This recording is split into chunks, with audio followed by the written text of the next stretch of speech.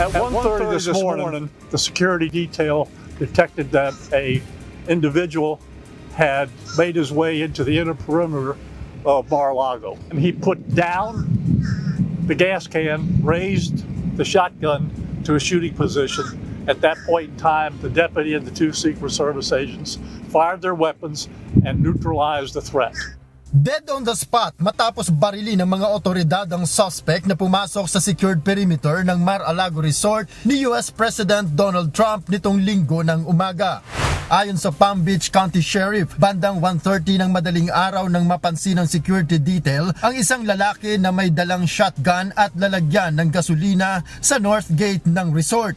Bagamat ibinaba ng suspect ang dalang gas can, itinaas naman umano nito ang baril kaya napilitang magpaputok ang isang deputy at 2 tauhan ng Secret Service. Kinilala ng Federal Bureau of Investigation ang suspect bilang si Austin Tucker Martin, 21 anyos mula sa North Carolina. Naitala umano siyang nawawala ilang oras bago ang insidente. Ayon kay Secret Service spokesperson Anthony Guglielmi, iligal ang pagpasok ng lalaki sa lugar kaya agad na rumisponde ang mga otoridad. Walang nasugatan sa hanay ng Secret Service at ilalagay sa administrative leave ang mga sangkot na ahente habang isinasagawa ang investigasyon bilang bahagi ng isang standard process. Nilinaw din ng mga otoridad na nasa ligtas na kalagayan si US President Trump na wala sa Florida nang maganap ang insidente. The President of the United States was not in the state of Florida, and this remains an active investigation by the FBI.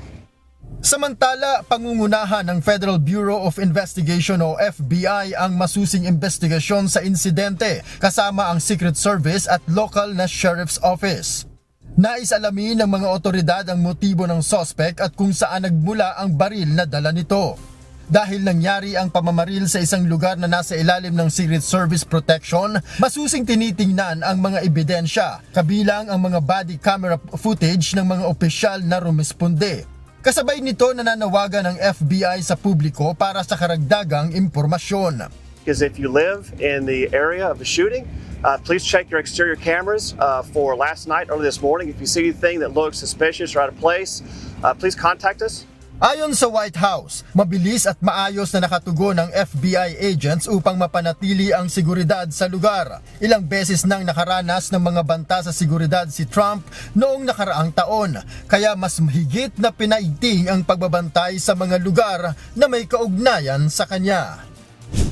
Noel Polyarco, UNTV News and Rescue, Canada.